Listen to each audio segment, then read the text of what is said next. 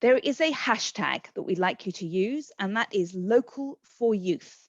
Local for, the number 4, youth. And we'd like to follow the conversation that you're having on Twitter and social media. We encourage you to participate as much as possible. The agenda has been left open to have space for you to engage with the great speakers we've got. So what we need you to do is, if you'd like to make a comment or put a question in, please put it in the chat. If we call on you, we invite you to put your camera on and to unmute yourself and share your message, but I will be referring to the chat, so please put your comments in it. If you're not speaking, we'd like you to keep your cameras off, and that way it'll be easier for everyone to understand who's speaking. And please make sure your microphone is on mute so we're not disturbed by any other sounds. Let's start by breaking the ice. We're going to invite you to use Slido, because we asked the question, which future for Africa-Europe relations? And that's going to be the topic that our speakers will talk about this afternoon. But let's start by finding out what you think.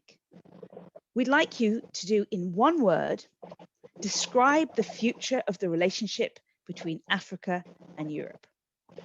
What do you think it is? So if you look on the screen, you'll see how to join Slido. You can go to slido.com and you can put in the hashtag local for youth, or you can point your smart phone at the screen and take a picture of that code and it will take you there. And we're asking you to think, in one word, how would you describe the future of the Africa-Europe relationship? The two continents have much in common and we have shared challenges. How optimistic are you about the future? What kind of relationship could it be?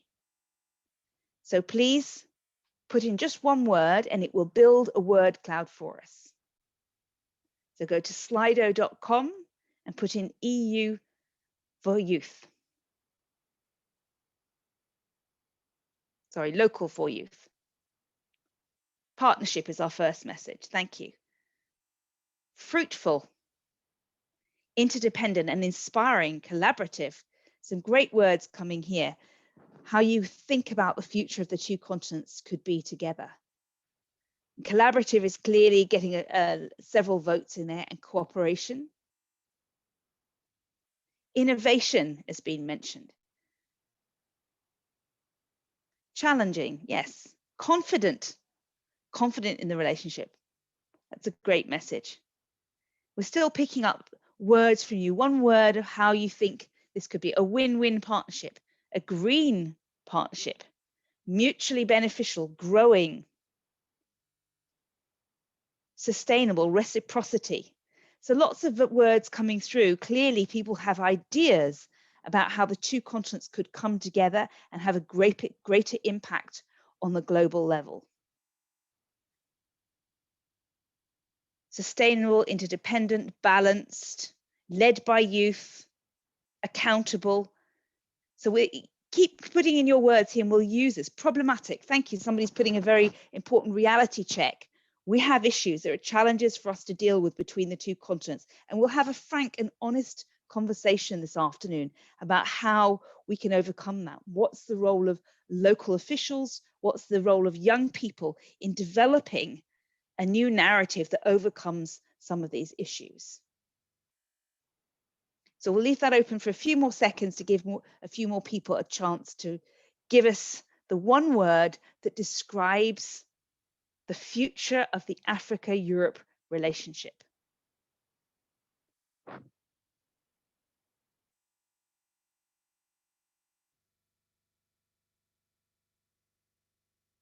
And I think our speakers will be interested in seeing this because we'll ask them to respond on these points. But clearly right in the middle, we've got this point of collaborative, innovative, reciprocity and cooperation. These are the themes that are coming forward, that the two continents can have a collaborative, reciprocal, cooperative and innovative relationship, which is a great vision for us to start on. And I think I will now pass to the two organizers of today, to the CEMR and the UCLG, to give us a few opening words. So, Frédéric, can I pass the floor to you? Certainly. Thank you, Tamzin, and happy to see you all and to exchange with you all. I'm happy also to share this opening session with my friend Jacqueline Moustache-Belle, the former mayor of the capital of Seychelles. I'm very happy to see also what the words that you choose in the Slido session, because I think, well, you know, the future of the relation between Africa and Europe will be mostly in your hands. I am from a generation that has gone through a lot of challenges, moving away from a colonial period to something different. And for a long time, we talked about cooperation, meaning that Europeans should cooperate and give their knowledge or their ideas to Africans. But it does not work like this. It's, like you said, in a collaborative manner that we will invent the future relations between Africa and Europe. And this is very much what you will have to do in the years to come. I hope we can plant the seeds with this meeting, but also with the work that we want to continue to have between African young leaders and European young leaders to build this relation in a different manner. This session is the result of already something that started a few years ago.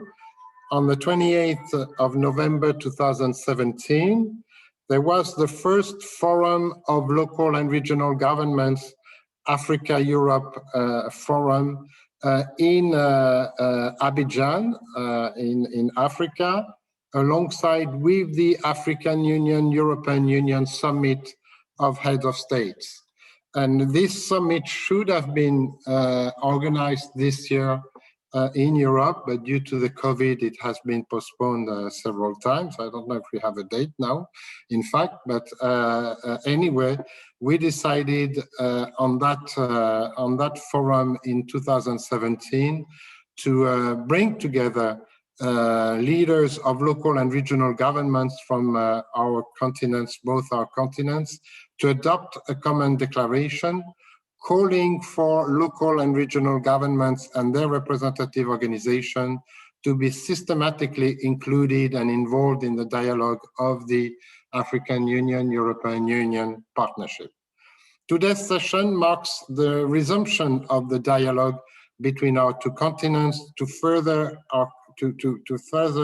build our common reflections on what we want at local level for the future of the relation between our two continents. Specifically, it aims to build on the work started in Abidjan and suggest new ways of bringing Africa and Europe closer together in a win-win partnership.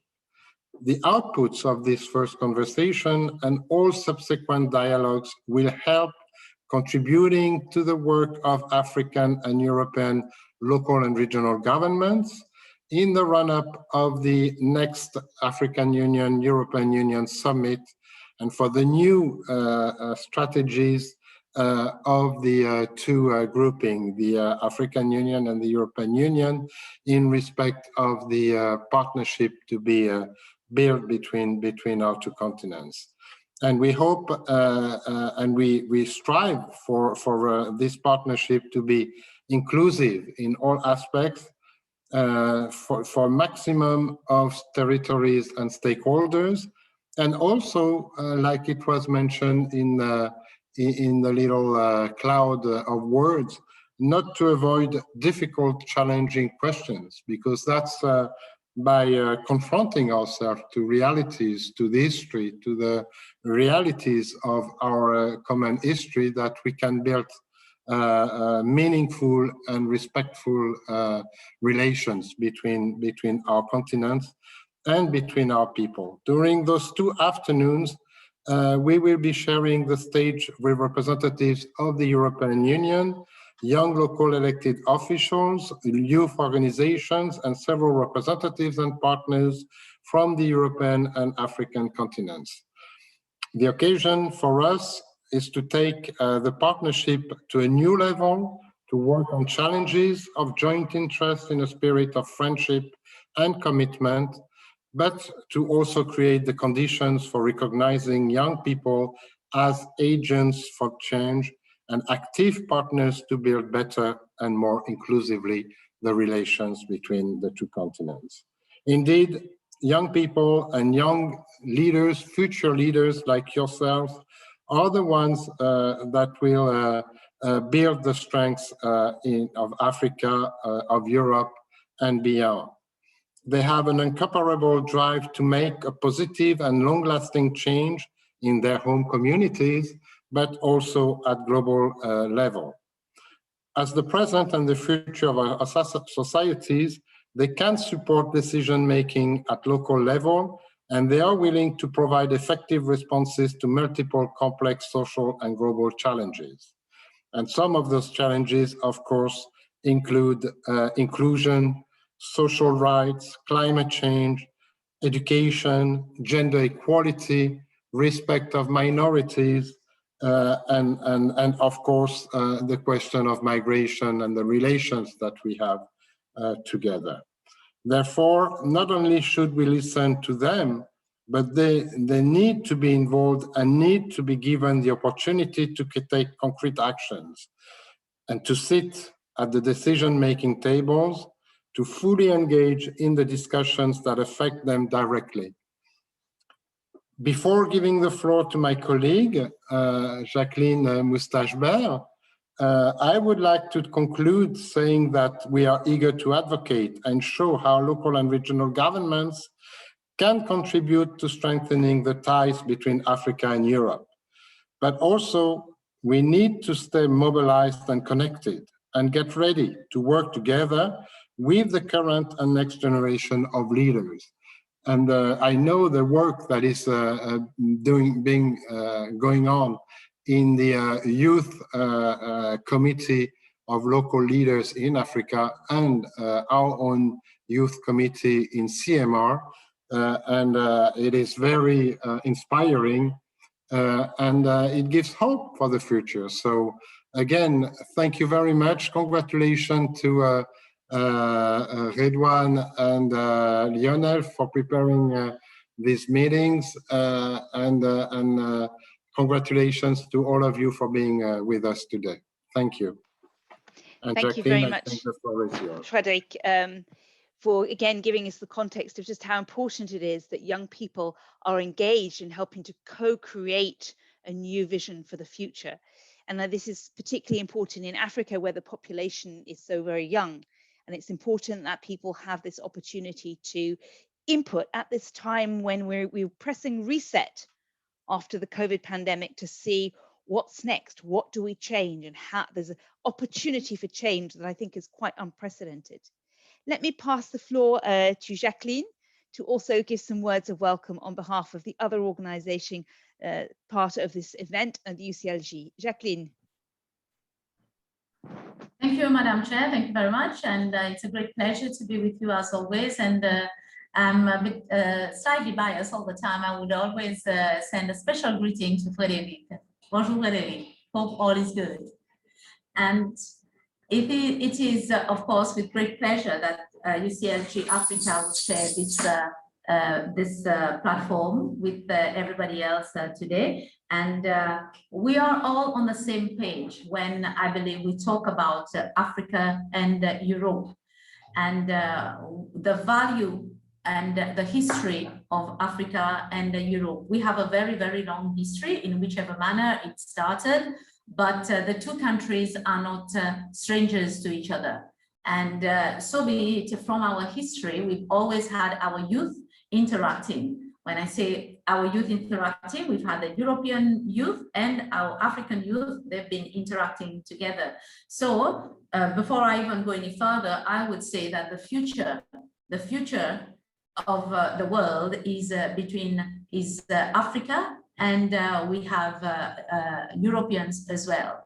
And in about 50 years' time, more of the youth will be from the African continent. 1 in 2 will be from the African continent. So the future of youth in the world is within Africa, and it will be great that we will, if we can work out the strategy, if we can work out the future for it, as in together with Europe. And at UCLG, we are confident that there is a lot happening to promote this concept, and it is a concept that we need to make it happen for us to move forward. When we talk about migration, for example, this is a worldwide topic. It is of great interest to all the organizations, all the governments of the world, and the majority of the people that are migrating, we all know what their age is. So that's a very, very, very dear and a lot of emphasis needs to be put on this topic. And we also have to get more youth involved in the local development. And one of the best ways for them to do this, when you are involved in local development, many a time it happens through politics. And one of our main mission of UCLG Africa is to get more to promote the idea of joining politics within our youths, because this is very important. If we are going to make the change happen, they need to be the change inside the forum where it is happening, because this is where the change will come through. And climate is also of very important for us, for the young mayors. And climate is all of us. And we've taken the approach at UCLG Africa, we're taking the approach of bringing it to where it happens. And it happens at local level, it happens at municipalities level, it happens at the local authority level. And this is where the youth will be together with the authority to bring the matters forward. And we would very much love for this to be considered as a thematic for us to move forward with. And as in the strategy that we want to move forward and to work in collaboration. And if I may also point out, bring forward, we have with UCLG Africa, we have the REFELA, which is the network for local elected women. And I think between the two, between the women and the youth, this is where the changes for the future will be, because the youth, they have a different way of thinking. They are still like the fresh sponge. And if we want to change, if we want to make things happen, then this is a platform. And with UCLGA, we already have the platform that exists. In fact, what we're doing for the youth at the moment is to try and have all the network of the youth in politics, similar to what we have for the ladies in politics. And as I said, and in the future, they will be the ones that will bring together the voice of the youth and the voice of the youth, both African and European youth, for us to move the world further to what it is now. And one of the places where you will be able to join us, so we would like to invite you, please make it happen. It will be to the Africité, and some of you probably may have been there. Frédéric, I'm sure you have. So if we can think of, when we think of getting the youth together, it will be Africité, will be one very good venue where we all can meet. And that will be next year in Kisumu from the 26th to the 30th of April. And well, then again, we have the pandemic permitting, but as it stands now, the plan is for this to take place. And we have had meetings of youth there before, and now we have our African youth that will be there, who will be there. So you're all welcome to join in. And you can come along with the European youths as well. And it will be, I'm of the view, and UCLG Africa is of the view that it will be one place where the two can meet. And this is one way of getting it across.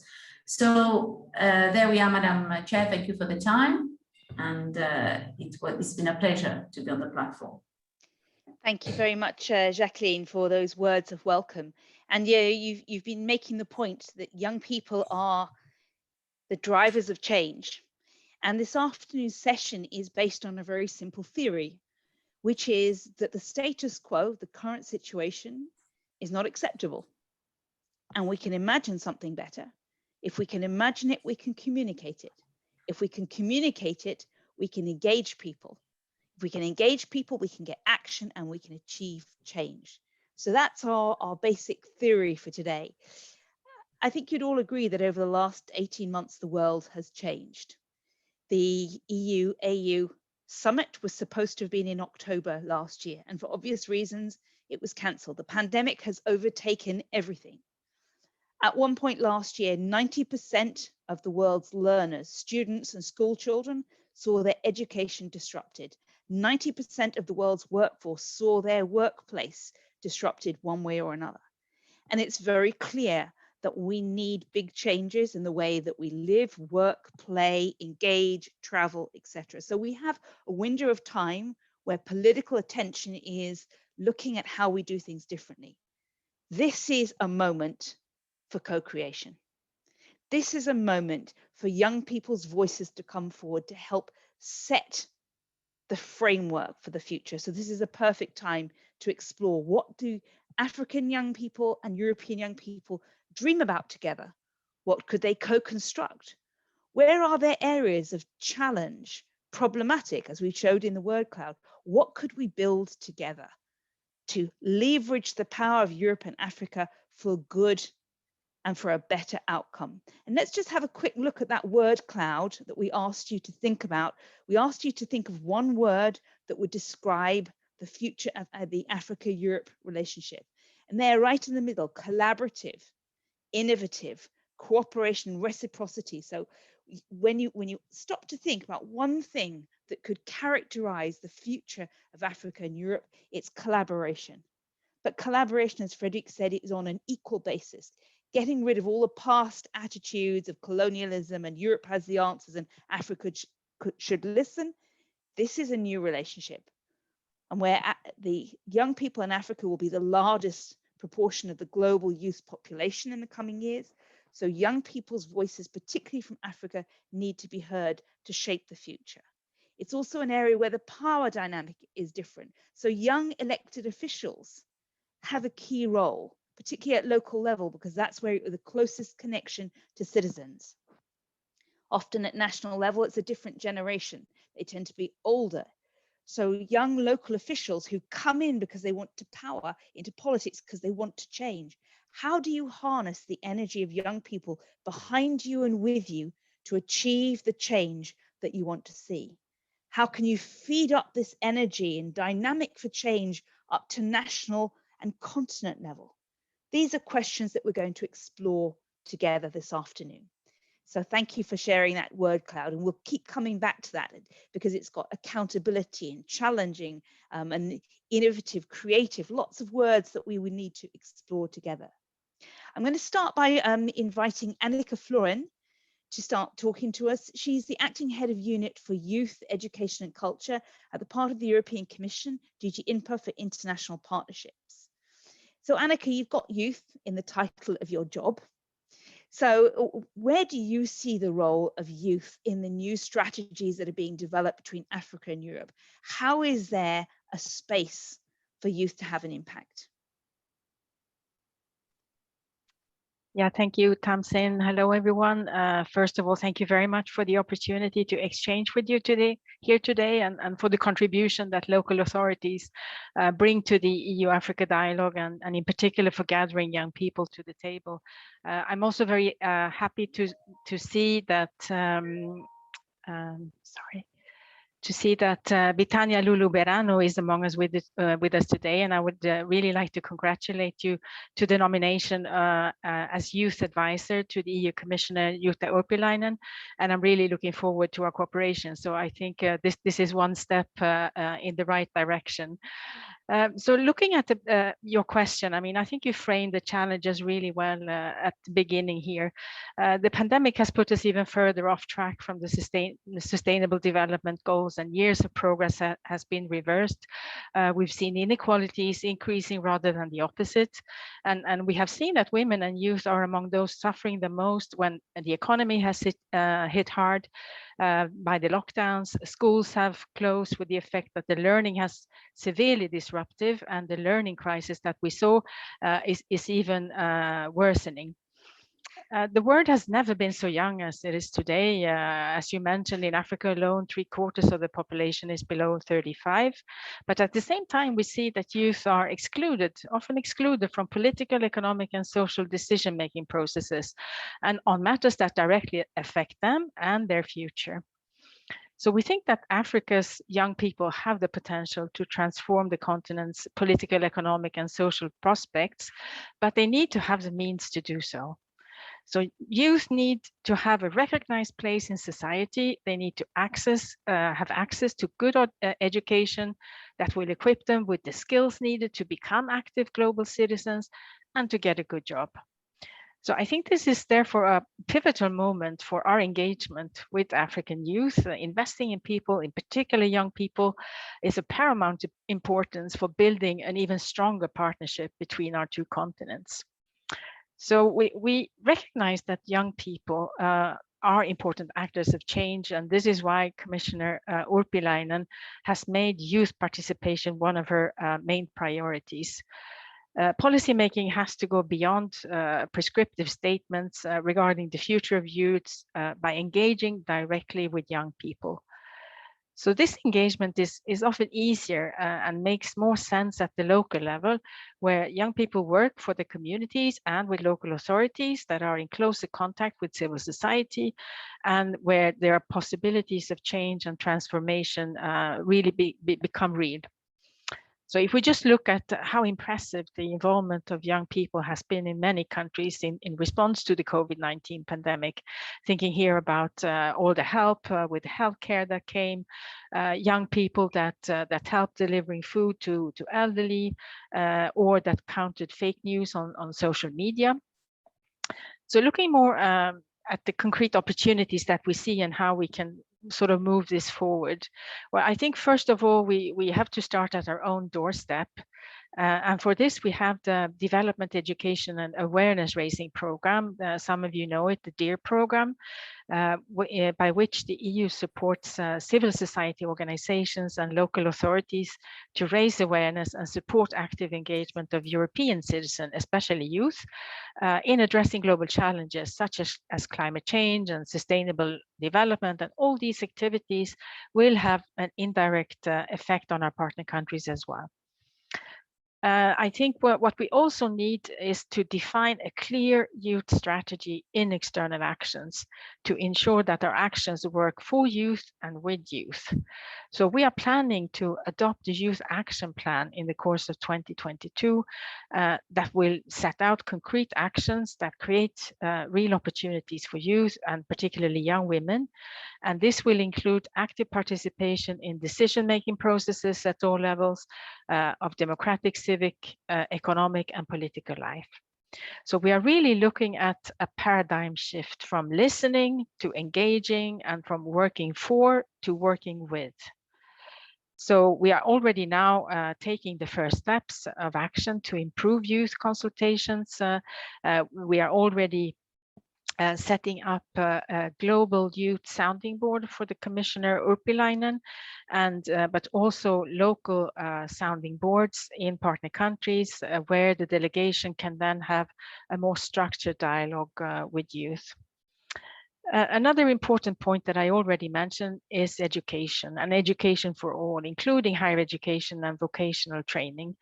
So Commissioner Urpilainen intends to increase our education support from 7% to at least 10% of the portfolio, but we have to ensure that the education and training system provide the skills and knowledge that the labor market demands, also for new emerging sectors like digital, green, climate-friendly technologies, You also mentioned it at the outset, the importance of intercultural dialogue, people-to-people contact. So I would also like to mention the role of culture and the creative sectors and its relation to youth.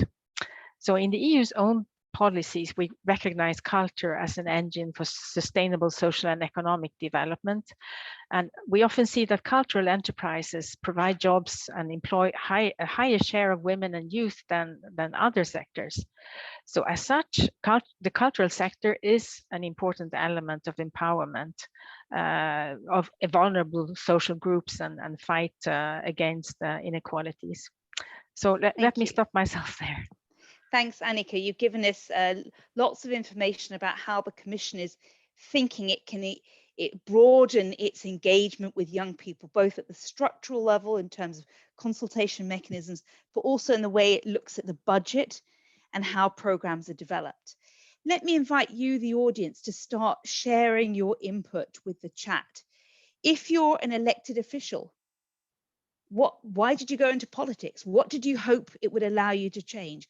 What made you choose politics as a way of achieving change? If you're a young person, what do you expect from politicians? What do you want them to hear?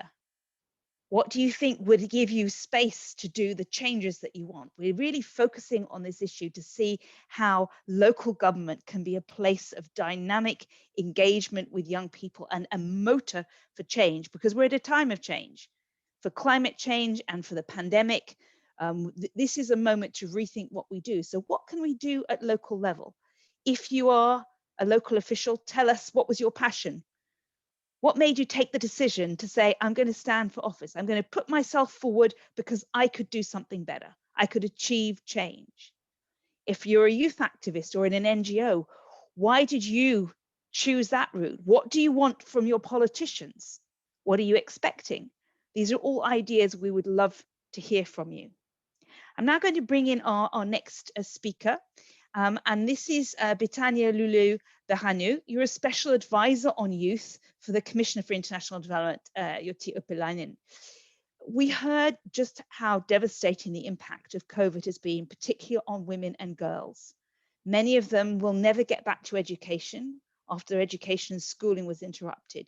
Women in the informal economy and in agriculture and other areas were affected the most, both in Europe and in Africa, by the lockdowns and the precarity of jobs. So it's really important that the views of women and young women particularly are taken into account.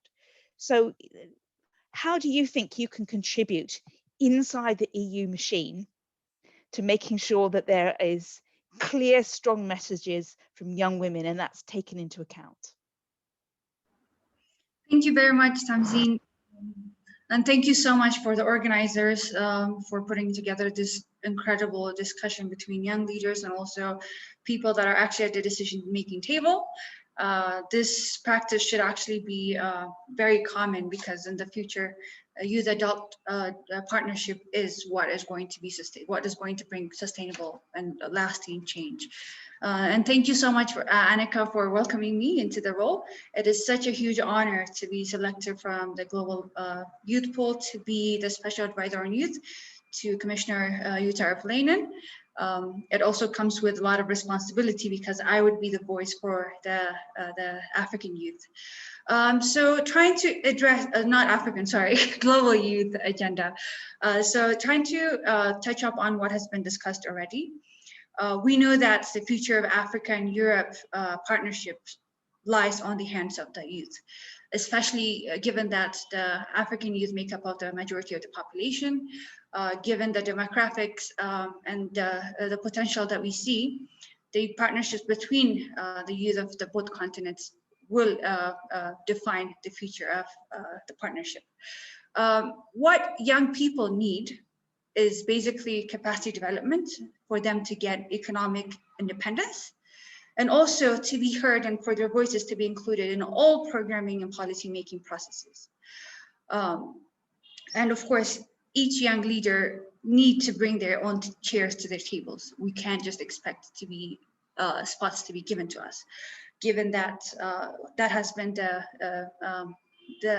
norm in the past. But every greatest change or every greatest revolution in the world was led by young people, which ensures that young people must be at the center of any sustainable development plan. There's the background research. I can't hear you very well. I don't know if this is a problem for everyone else, but your microphone was cutting out a little bit. Could you be closer to it and try not to move the microphone? Mm-hmm. There is a background noise though that I am hearing. So the microphone, whoever is speaking. Am I clear enough for you? If you speak close to the microphone, yes, but I imagine the interpreters may have difficulty. Okay. I will try to speak as loud as possible, and I'm closer to my laptop.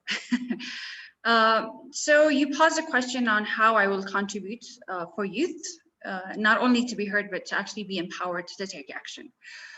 Throughout my almost a decade experience of mobilizing youth, the first thing I would like to do is create awareness on the existing policies so that young people can be aware of what exists on issues that are pertinent to them and that include them. Next thing would be to develop the capacities of youth to ensure that they have research-driven advocacy for their rights and needs that they would like to express. And I've been lucky enough to travel around the world, collecting views of young people, mobilizing youth for global agendas such as sustainable development, sexual reproductive health and rights, inclusion of young people in global and continental policies. So given the experiences that I had and the great networks that I've managed to establish, I would like to revisit those networks and see if the needs of youth have changed post-COVID, because the COVID pandemic has caused great changes and new realities for the young people. So on building on the experiences that I've had and merging it with the new realities that have been created for young people, and especially for young women, I would like to reflect on age-segregated data, gender-sensitive research that has been done and inculcated into my youth-led advocacy, and also in better informing our commissioner to make the decisions that she will make. And I would like to applaud her efforts right now, because my appointment signifies that the EU is really committed to make sure that young people are at the heart of international partnerships, which other institutions should actually learn from. Like I said earlier, youth-adult partnership is the current and the future that can define sustainable and lasting development. So I really applaud and push and encourage other institutions to actually replicate the same. And great things that we've seen experiences from the AU as well. The African Union had a youth envoy, and the UN also has a UN envoy. A number of non-governmental organizations have youth representatives advising them on programming and designing and implementations. And we really need to tap into those great experiences and positive experiences and build on them to ensure that young people are actually development partners and not just beneficiaries. And to ensure that young people are not sidelined, because they have a lot to bring to the table. They have energy, they have innovative ideas. And right now, the current generation is the most educated and the well-informed, because we're well-connected, we're tech-savvy, we have our ways. If we want to mobilize ourselves, we really have our ways. So young people can be development partners, but can also be threats because of, especially in Africa, because of the population numbers. Them being the majority, they can actually, if they're not used and utilized properly, they can be a threat to peace and security as well. So using them will not only ensure the peace and stability of the globe, but also ensure that youth are at the center of new innovative approaches to tackling the challenges that have been talked about for the past couple of decades. We need new approaches, new insights, especially from young girls and young women as well. Seeing at the statistics, women make up of 52% of the global population. So we cannot leave out the insights that they bring to the table. Okay. So me being a young woman and a young leader, I will make sure that I do youth-led advocacy on research-based. Excellent.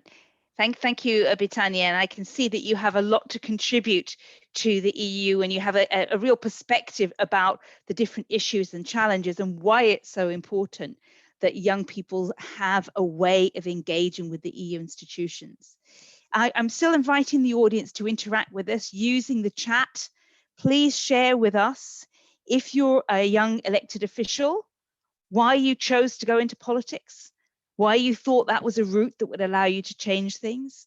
Tell us how you find it trying to engage young people in politics. When you try and go out and talk to people about voting and getting involved, how interested are they? Do they see politics as being relevant to their lives? If you're a youth advocate, how easy is it to access your local politicians? How much can they engage with you, and are they able to change things? We're really interested in hearing from you.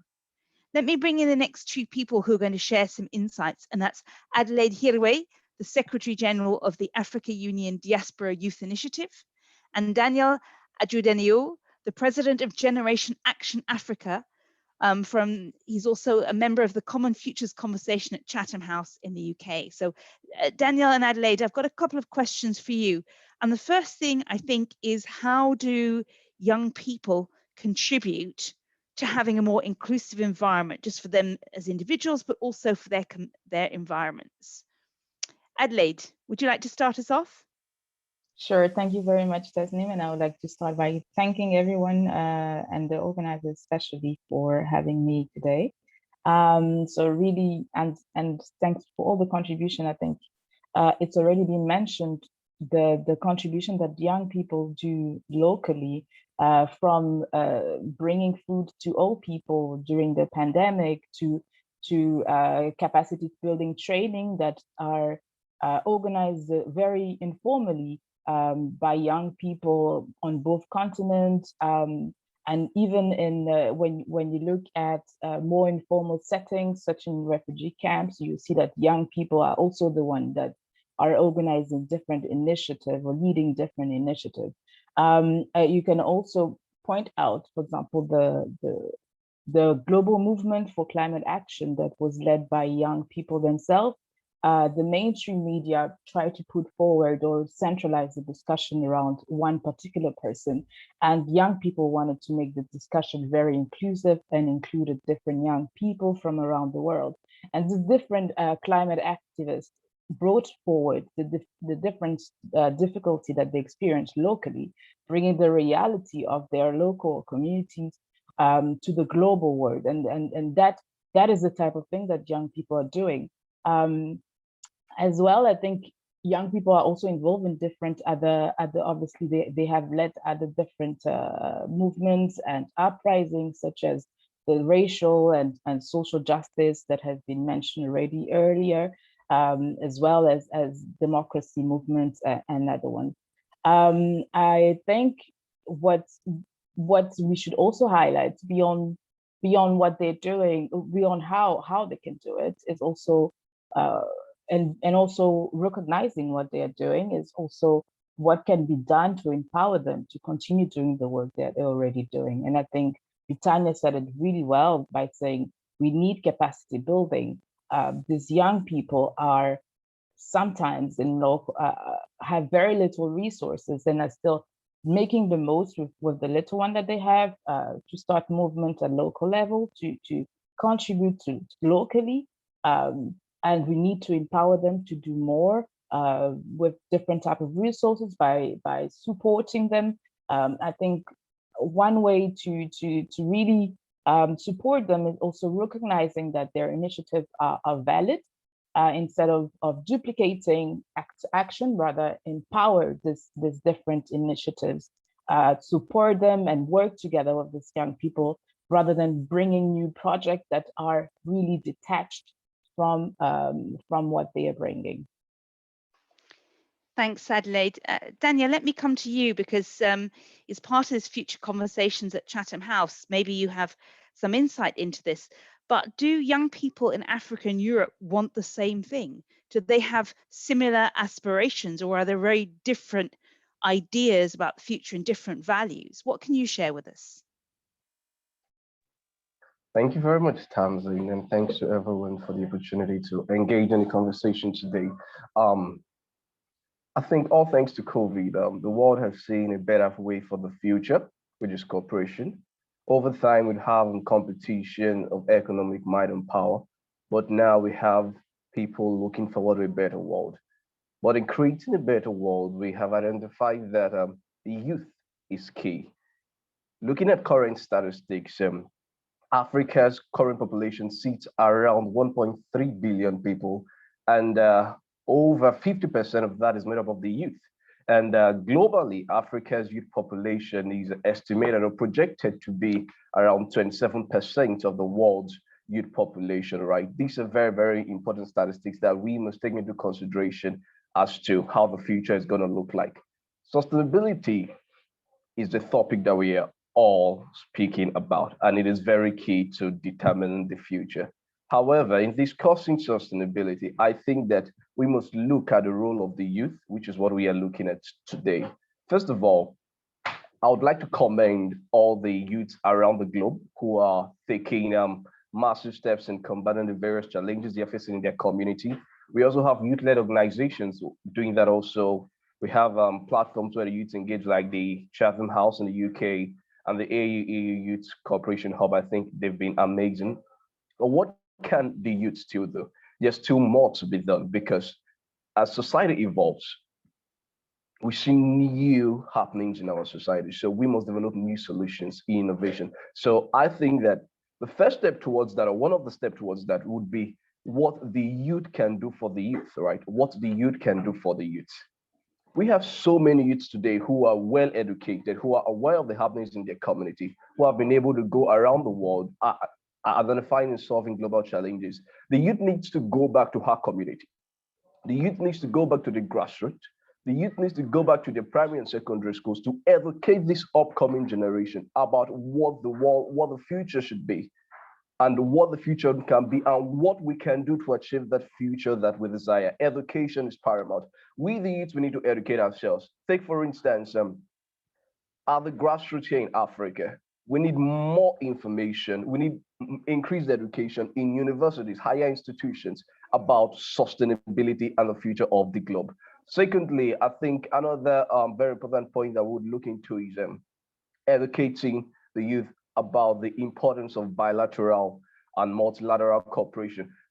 You know, it's high time that we begin to reorientate ourselves and erase the memories of the past, right? Colonialism and the likes, because for the future generations to meet a better world than we have currently, it depends on us. So we need to reorientate ourselves about what happened in the past, and keeping in mind that together we can create a better future. We need to take back what we have learned. We need to unlearn so many things, and that still goes back to the role of education in paving the way forward. Also, we need to continue the exchanges like this, but more of at the grassroots. Why I am so concerned about the grassroots is because most of the population that is contributing to the trajectory of the world today is at the grassroots. At the top, you find not everybody, but at the grassroots, you find everybody. So if the grassroots is well educated, you can be sure to experience a better development, right? So I think this is some of the things that the youth can do, we can do for ourselves. The role of human capital formation and investment cannot be overemphasized. We need to educate, and also the youths must try her best to avoid division that is caused by political affiliation. You know, over time, we have so many youths with wonderful agendas, right? And it seems as though we easily get clouded, right? We easily get clouded by our political affiliations, but we must always remember what brings us together, which is the future. Then lastly, surrounding the issue of climate change and improved state presence, right? I think that the state has a role to play. In short, the state has the biggest role to play in this. The state needs to empower the youth. The private sector needs to co-create with the states to empower the youth, right? In so many areas, capacity building, right? giving loans and funds to medium and small scale enterprises and the likes. And the most interesting thing about the whole issue is that there is one thing which our actions now trickle down to. It's either economic development for Africa and Europe or underdevelopment. The youth is a very important value chain because the youth is the future. When you empower the youth, you are increasing capacity for economic output. And when capacity is increased, economic output increases simultaneously. And when that does, our GDP increases and its economic development trickles down side by side. So I think these are very key points that we must look into, irrespective of the price that we may pay. We are rest assured that the future is all good. Thank you very much. Thank you, Danielle. And I see we're starting to get some messages in the chat that we should be picking up on. We've had a message from Graziano that I think I would address to Annica.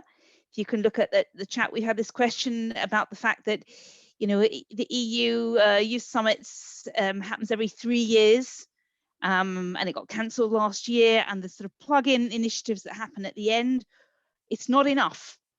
How do we see that there's an imbalance between the offer of capacity building initiatives and the actual spaces to put it in practice? So Annica, I'm going to invite you to think about that and reflect on that. We've had a message that that's been submitted in French from Rose Christine Iba. She works in an NGO that works on sexual abuse for young women. And she says her challenge is she can't find local officials who are interested in this issue. It's hard, that there isn't enough communication and access to be able to go in and talk about the issues that she wants to. If you're an NGO and you work on a cause, and Danielle and Adelaide talked about how young people have been active around climate and other areas, young people care about issues of social justice. How do they find a way in to go and see a local official who is receptive to their ideas? And I don't know, Betania, if you have any suggestions to give Rose Christ on this, it would be great if you can answer. Annica, would you like to answer the question from Graziano? Yes, certainly. Thank you. No, I think what is important to mention is not that, like you said, the summit is not enough. The big sort of occasions where one meets is not the only place where we can exchange. I think spaces for dialogue like this one is also extremely important. And we do have a whole toolbox, for instance, of instruments at the EU where we support initiatives, including platforms, building capacities, increasing participation and empowerment.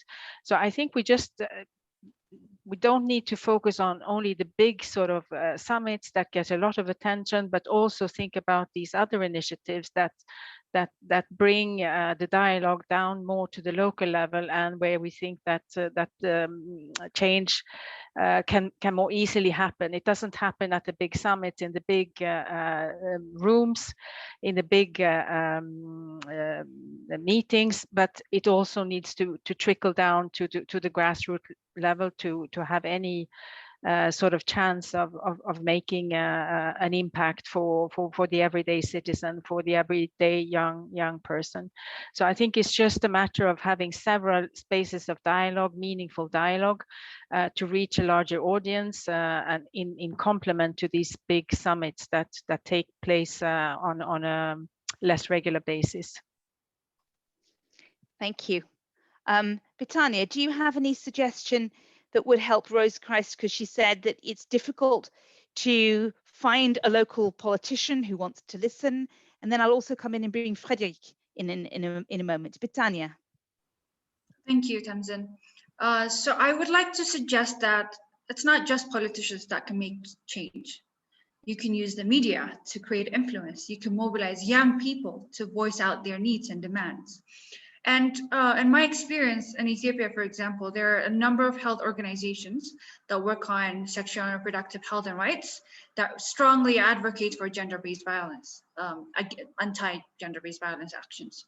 So I would like to advise her that she should look for those organizations. I'm sure that there are a number of them all around Africa. So joining voices with these NGOs, health organizations, TSOs, and a number of other youth movements to collectively voice out the needs. Because of course, small actions put together are the ones that would create lasting impact. So collaboration, partnerships with like-minded youth, partnerships with civil society and NGOs, and then voicing it out with a number of media outlets to get attention from the government. And then, of course, in the long run, engage the politicians as well. But creating a strong partnership with what you can find accessible around us is what makes young people proceed and go far. Thank you. Frédéric, can I bring you in now? Oui, je vais répondre en français parce que ça concerne les demandes qui ont été faites par les jeunes francophones africains. N'hésitez pas à aller voir votre association nationale de villes, d'une part, pour les mobiliser sur des actions que vous souhaitez mener quand vous êtes élu local. Et tout à l'heure, Jacqueline Moustache-Belle a parlé du REFALA, qui est le réseau des femmes élues africaines. Et le REFALA mène des actions et des campagnes, notamment sur les enfants des rues. Ils ont mené une grande campagne sur les enfants qui vivent dans la rue, dans les villes africaines, mais aussi sur l'égalité des genres, évidemment, parce que c'est leur cœur de métier, et la violence, les violences faites aux femmes. Donc, il faut aller voir les élus femmes africaines. Elles pourront vous aider sur ce champ-là. Et le REFALA est organisé par sous-région africaine. Donc, il y a un comité REFALA pour l'Afrique de l'Ouest, pour l'Afrique australe, pour l'Afrique de l'Est, pour l'Afrique du Nord. Donc, normalement, vous pouvez trouver les référents du REFALA assez facilement. Je pense que peut-être même CGLU Afrique peut mettre les coordonnées du REFALA si vous souhaitez dans le chat. Et je suis d'accord avec Bitania qu'il faut construire la société civile, d'une manière, la réponse de la société civile, et aller voir les élus pour obtenir du soutien, mais aussi aller voir les organisations constituées d'élus, que ce soit les associations nationales ou CGLU Afrique, et aussi mobiliser, parce qu'il y a un soutien pour ça, les délégations de l'Union européenne qui sont dans les pays et qui sont là pour soutenir les actions qui peuvent être conduites à la fois par les gouvernements locaux, par les villes, par les communes, par les associations de communes et évidemment par les organisations de la société civile. Et je suis sûr que Annica sera d'accord avec moi pour dire qu'ils sont à votre écoute pour soutenir les actions, en particulier des jeunes sur le terrain. Thank you for that, Frédéric. Extremely helpful advice, and particularly this network of elected officials in Africa, female elected officials, because that's clearly an example of leadership and people who would be interested. Dion, I noticed that you have raised your hand. Would you like to unmute yourself and briefly share what you wanted to say?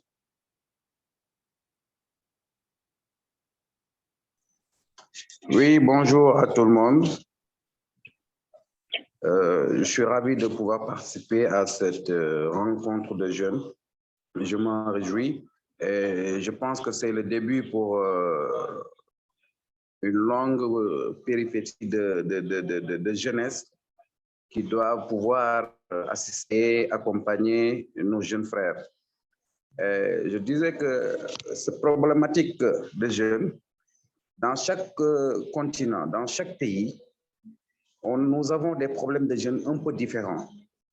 Il y a des collectivités locales où la jeunesse a un problème d'éducation, de santé.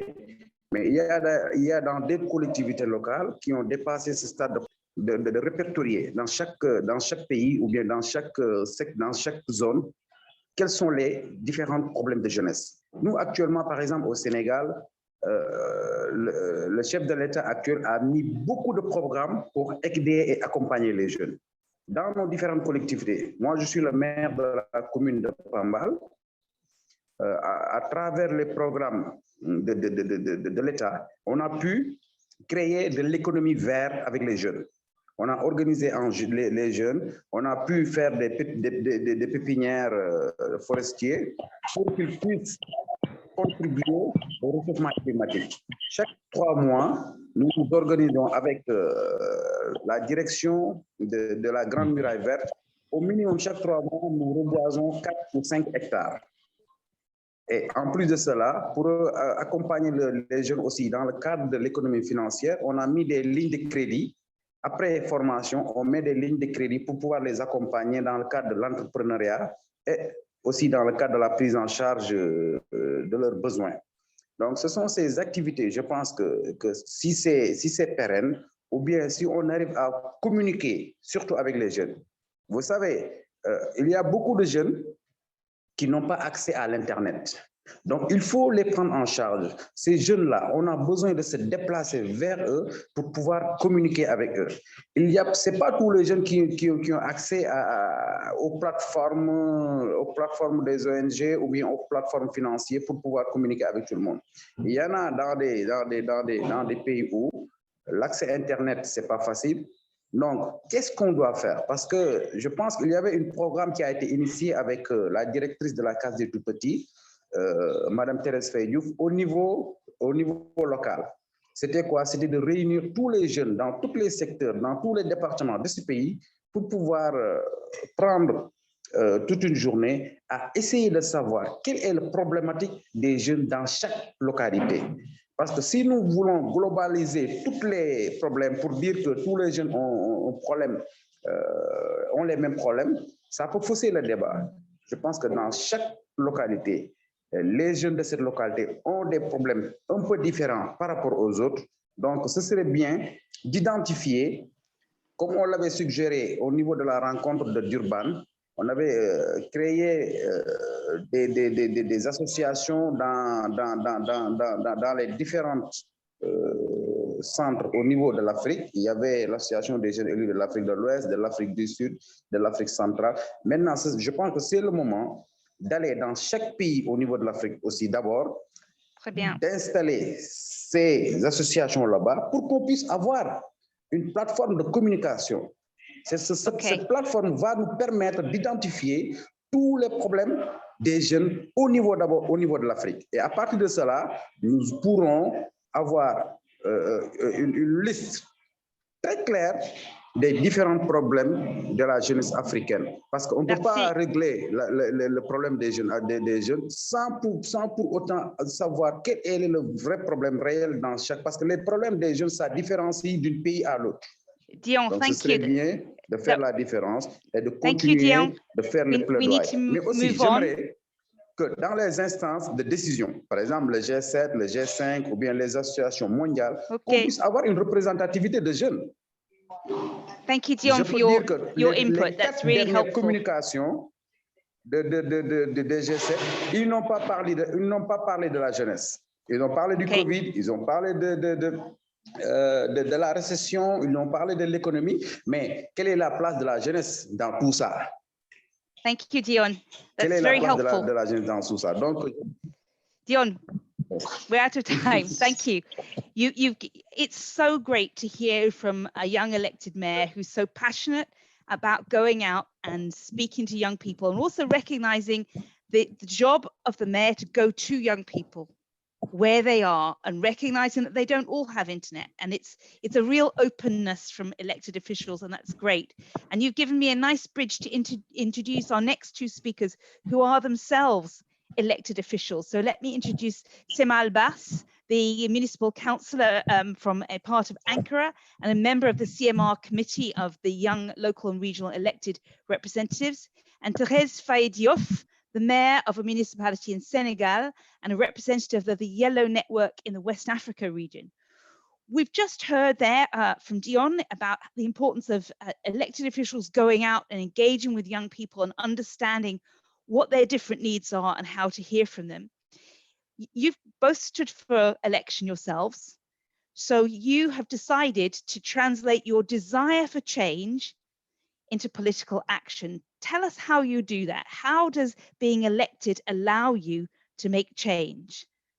Simal, do you want to start? Well, thank you very much.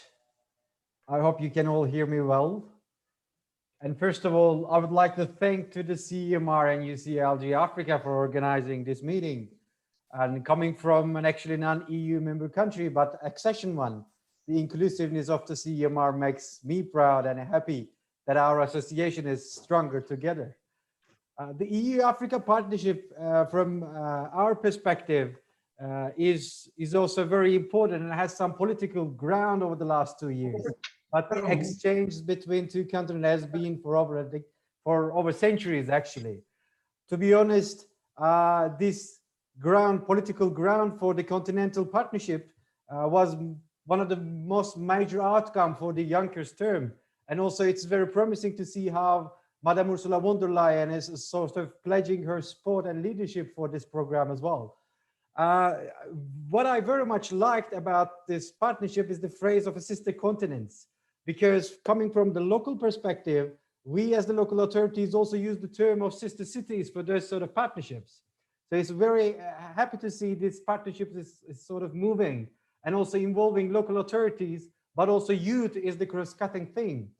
So coming to your question, why personally I became a politician in trying to change something.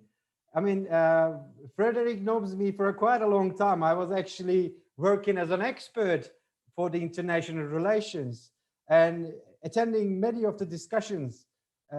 In some of the cases, I was being an expert, not a politician. I didn't have rights to speak on some of the topics because it was only open for the politicians. But the CMR has been very open and allowing me to speak, even though I was not a politician in majority of the meetings.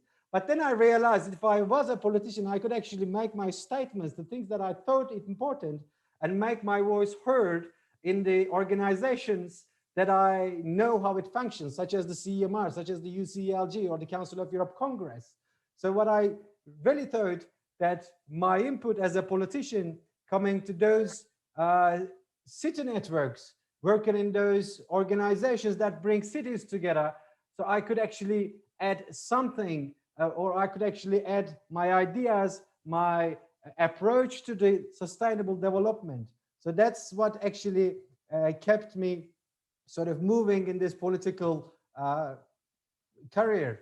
Though I should say it is very hard that I realized, because I'm been a politician for the last 2 years now.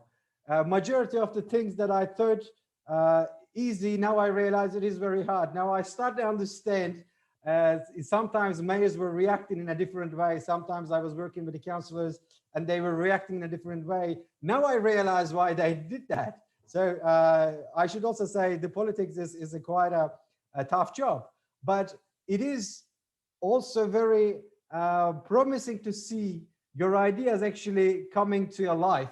For example, when you had an idea of, in my hometown, in my municipal council, I had an idea of implementing those European agendas at local level.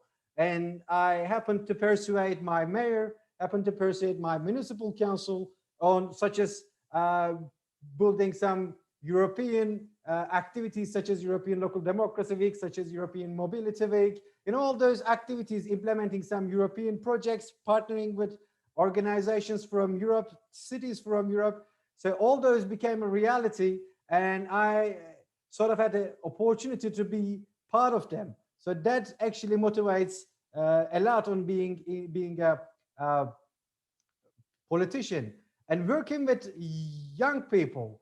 Let's say when they come to the municipality, they tend to ask or desire, you know, from the mayor or from the municipality, different, let's say, demands, not very similar to the what overall public reacts. And sometimes the mayor don't understand that. Sometimes the municipal council don't understand that, or they don't see it as a priority.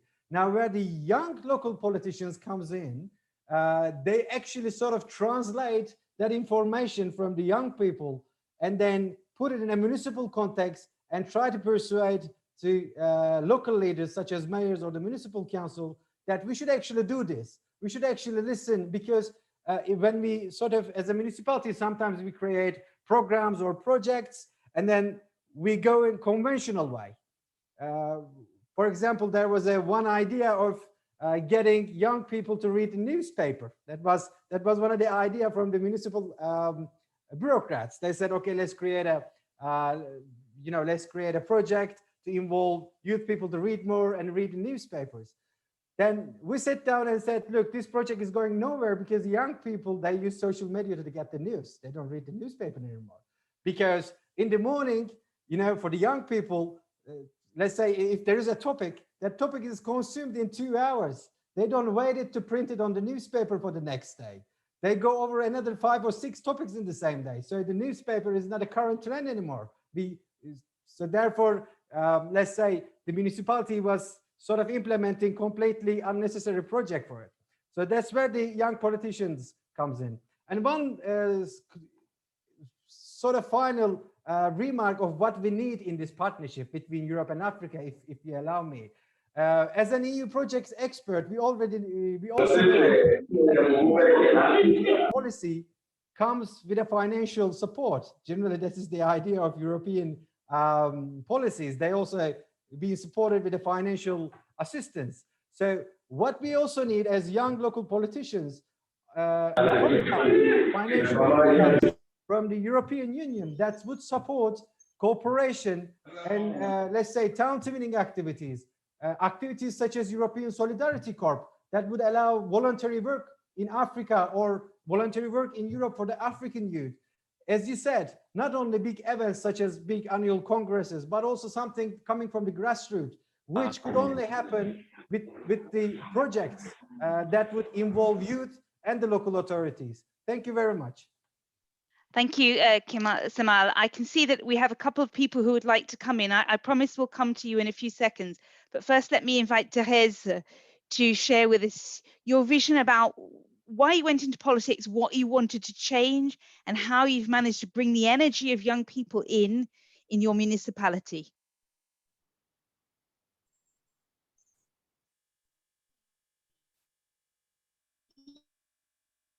Merci beaucoup.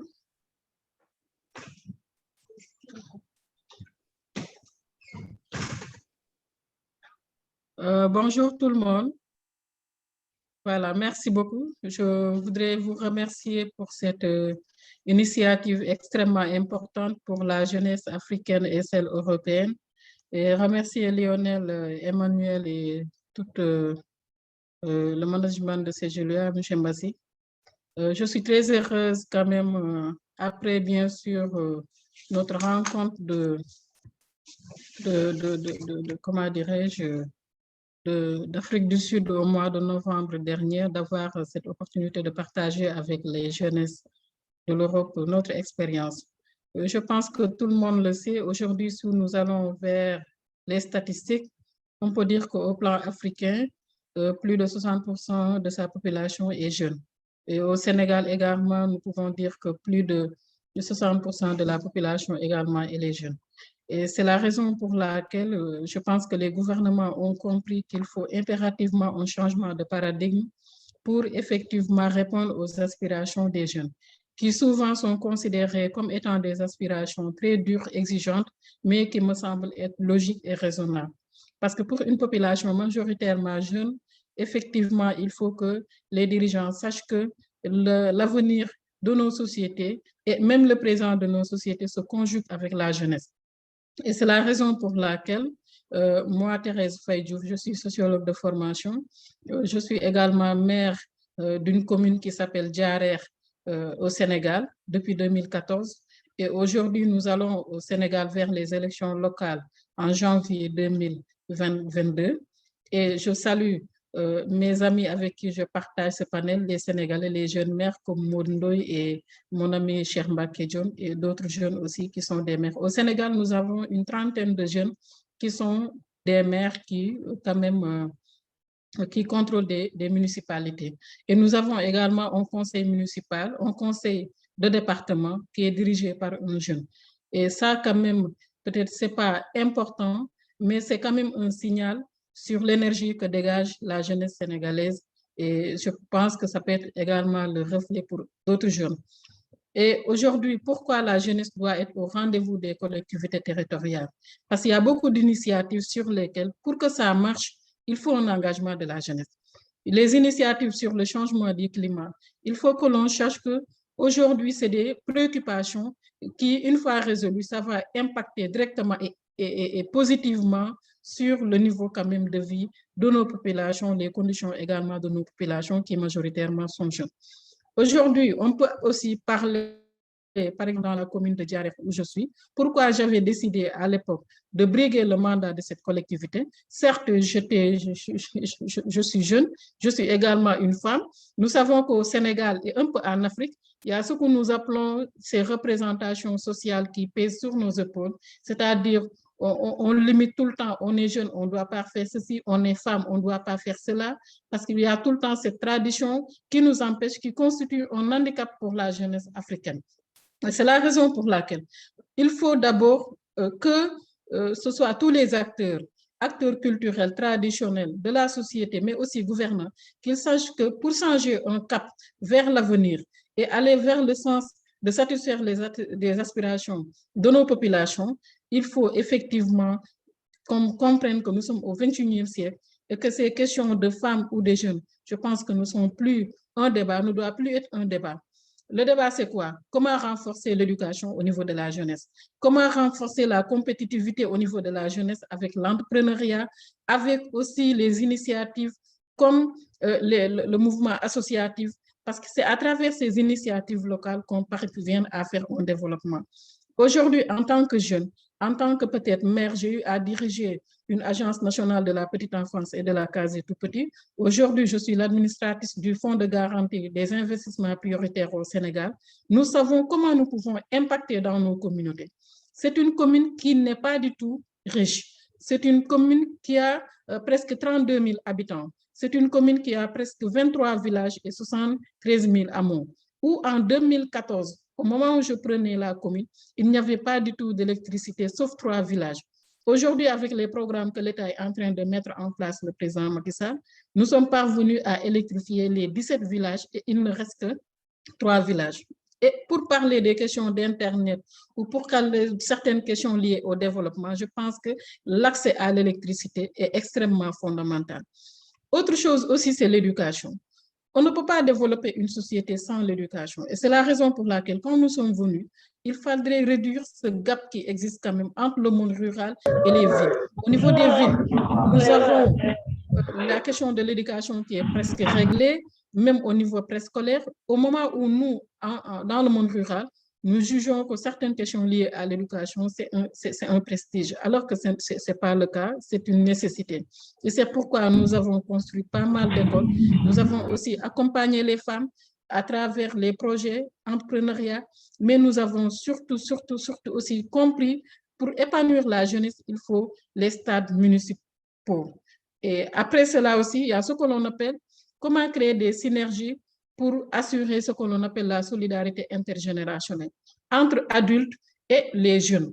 Parce que si on veut être devant et qu'on soit à l'aise dans nos actions, il faut qu'on sente aussi qu'on a le soutien des générations passées, c'est-à-dire les adultes, les personnes du 3e âge. Je pense que ça doit être aussi une stratégie un peu intelligente que la jeunesse doit développer, que ça soit en Europe, que ça soit aussi au Sénégal, comment dirais-je, en Afrique.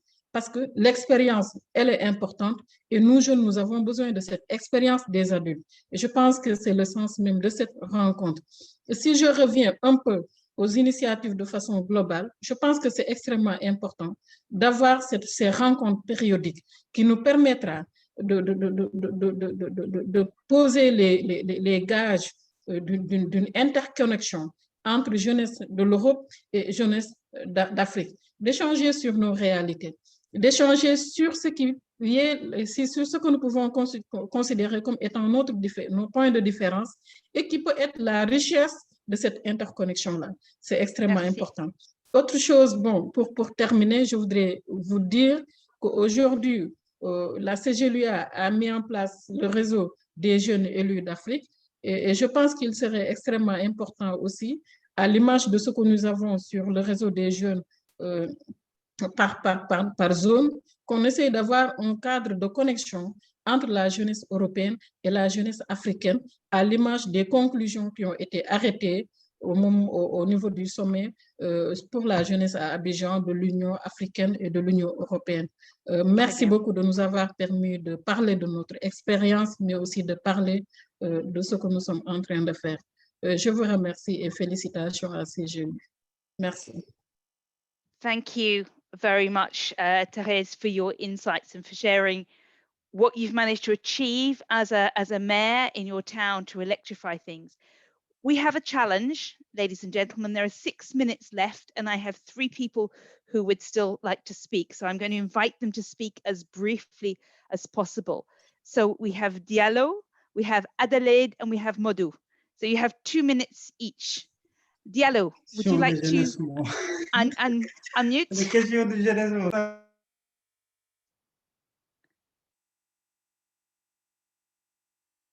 Diallo, I think you wanted to speak.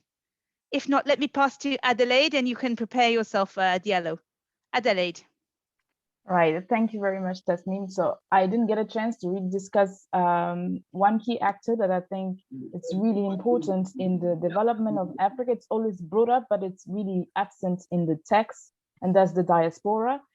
So diaspora is really usually the first foreign respondents in time of crisis on the African continent. And I can give an example of the Goma situation explosion that happened recently. The Congolese diaspora, as well as the African diaspora in general, mobilized really quickly to put forward resources very informally and bring them to bring some help back to Goma. The second thing I would say is the other example is, for example, during the pandemic last year, the UK government was closing all non-essential businesses. Ford, which is a diaspora organization, successfully advocated for remittances services to be recognized as essential. So even in time of crisis, the diaspora put first what they consider as a duty or more like a part of their role on Africa. So we are obviously aware of the important transfer of money that happens, remittances. And I want to bring forward one issue, which is the one of the cost of transfer money during crisis. That increases massively, and really we are losing possible contribution in cost of this. In 2017 in Abidjan, EU-AU remittances platform was discussed, but we haven't seen anything forward. And diaspora really now contributes about 15% in GDP. With regard to the youth, more specifically, I just want to finish this is in order for the young people in the diaspora to be to feel involved in this, we need to see different approaches and links. We have to maintain these approaches and links with the continent and really build awareness and exchange with the diaspora on the continent in order that the diaspora continues to remain a key actor in this discussion. But I really hope to see more involvement of the diaspora in the text and in the discussion and at the table. Thank you, Adelaide, and particularly for highlighting that there is an unfinished promise from the last summit to try and look at this remittances platform. Let me pass to Diallo. Would you like to unmute yourself, Diallo? Briefly, 2 minutes. Oui, bonjour, chers élus. Je m'appelle Sini Diallo, maire de la commune de Diana-Malari, au Sénégal. Donc moi, mon intervention va un peu acter sur le partenariat entre l'Europe, le continent européen et le continent africain. En tout cas, j'exige vraiment la sérénité, que ce partenariat vraiment soit sincère, pour vraiment pouvoir lutter les inégalités aujourd'hui à travers le monde, à travers le continent africain. Je pense que vis-à-vis du partenariat que nous sommes en train d'instaurer entre les deux continents, il doit y avoir une sincérité. Moi, je suis maire d'une jeune commune où la jeunesse domine, au moins 70% des jeunes occupent pas mal de postes au sein de la commune. Donc, si vous prenez, par exemple, le pourcentage des populations, 70% des jeunes aujourd'hui, c'est ça, la population, vous voyez.